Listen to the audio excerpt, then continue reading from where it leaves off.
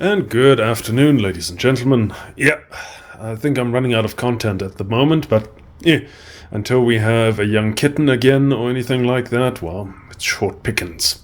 Never mind.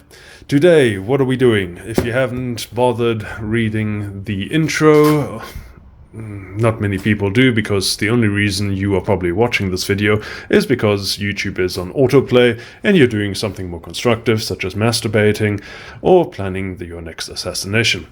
Regardless, new fuel pump for the 2018 Super Duke. Although the fuel pump is pretty much universal from 2016 onwards, that includes the 690s, the 1290 Adventures, etc., etc.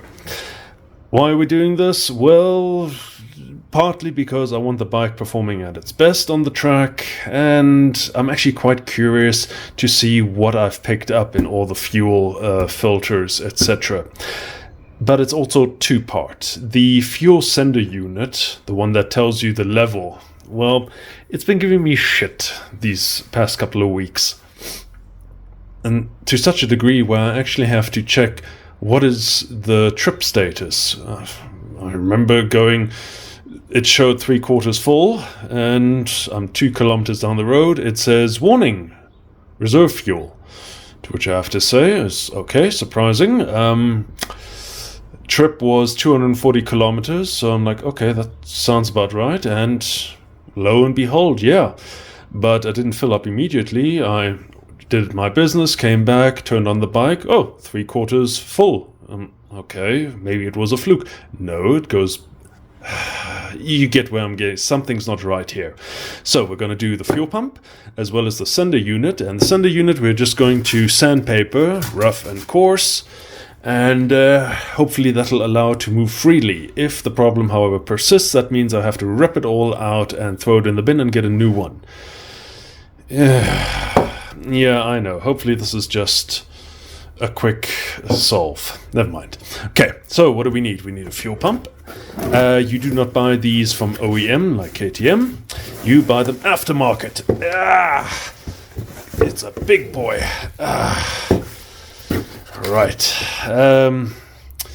QFS, hassle-free lifetime warranty. Ha ha ha. If you're in the United States, sure. Nice box. Price of this? Well, let me put it this way. Let go. Damn you. There we go.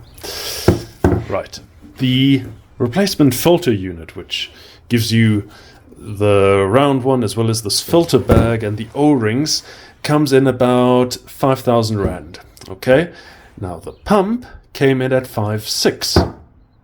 I mean, no brainer, right? Why go with the filters if you can get an upgraded pump with warranty, new fittings, everything? Why not spend a little bit extra? KTM, they will charge closer to 10. So this is definitely worth it. Okay, what do we need? Well, we need rags. If you're stupid like me and left fuel in the tank, you're going to need some sort of container to put that in. Gloves, obviously, we're dealing with fuel. The sandpaper.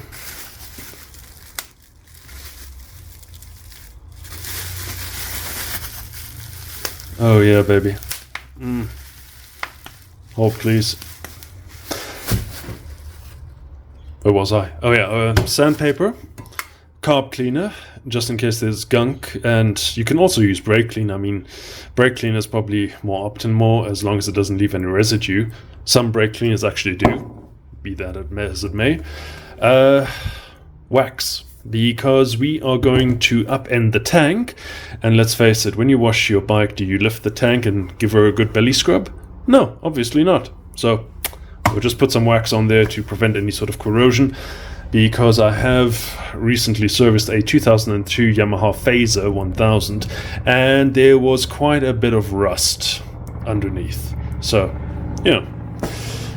silicone for O-rings, and only a dab of it, just to make sure nothing gets pinched. And obviously wooden blocks to hold the tank in place. And let's not forget our favorites, our small tools. Now, taking the tank off, you can watch another video of that.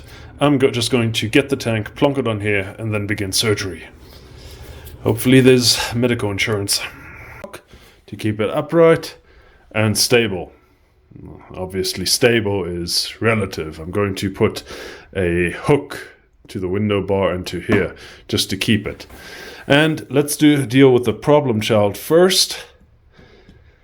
The fuel gauge sender. So let's take this bastard out. Okay, using a sharp blade, you eat, pushing slowly all around until this cap bops you in the eye. There we go. And let's see what's our prize inside.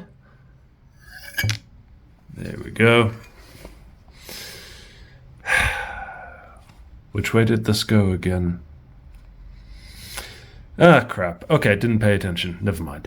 Alright, as you can see, this is it. Was that a cat? Meow?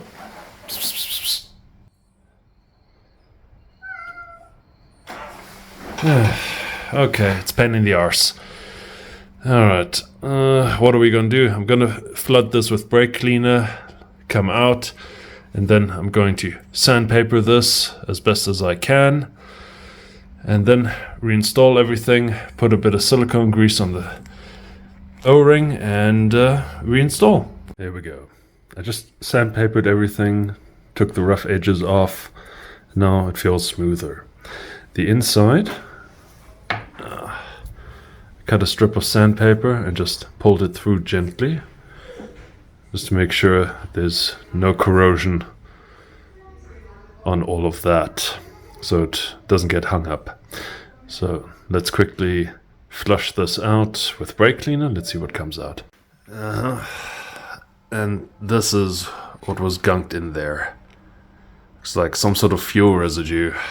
So most of it came out, and as you can see, that's what came down.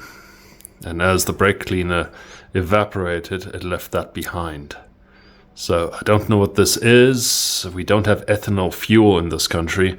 I can only assume because my bike was maybe standing for so long that the fuel basically went bad and then agglomerated underneath.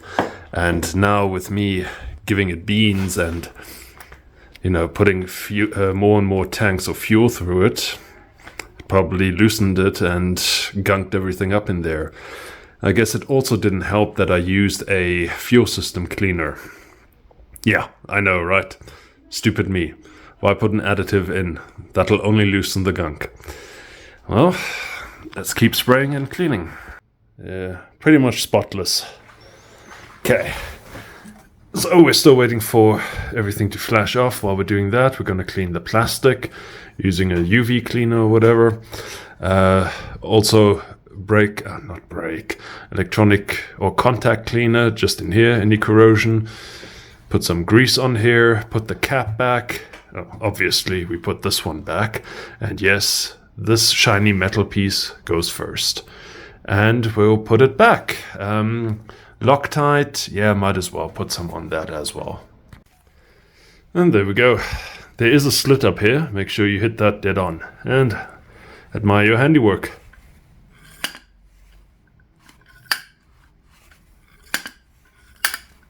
Oh, sounds good. Hopefully it works. Next up, fuel pump. Okay, aftermarket is never the same as OEM. Yeah, we're gonna have to take this one off. Oh, luckily I still have the OEM clips. So, plus the OEM has got this T-piece, where this one just has a straight. Minor inconvenience. Let's quickly take apart this pump. 1,000 kilometers, what do we got? Well, this filter is supposed to be white, and okay, it's not bad. But then again, I don't know what it is supposed to look like. The new one is bright white. Suppose let's have a look at this one. Again, nothing major, so yeah, mazel tov. Let's take off the pipe. I put Loctite here and tightened in that sort of formation, always a little bit. And don't go crazy tight because, yeah, it's plastic construction. Anyway, so let's finish this. And done. Now, remember, you've tampered with the fuel system, so you have to turn on the bike, let the fuel pump prime itself, turn it back off. Do this about 3 times before you start anything, just making sure that nothing is dry. And once you've done that, fill it up to the brim with the best 95 or higher RON and go for a ride. I'll let you guys, I'm going to go for a ride and let's see if the fuel cylinder is fixed as well. Okay, test run. You know what? It works. And maybe it's just me or blue car syndrome. Acceleration seems a lot easier, smoother, better. Okay. As for the sender unit, okay, we'll see. I've topped it up all the way. It doesn't measure, accurately or in short intervals. I think every 2 to 3 minutes KTM only measures the fuel gauge. We'll see. Never mind. Thanks for watching. Till next time.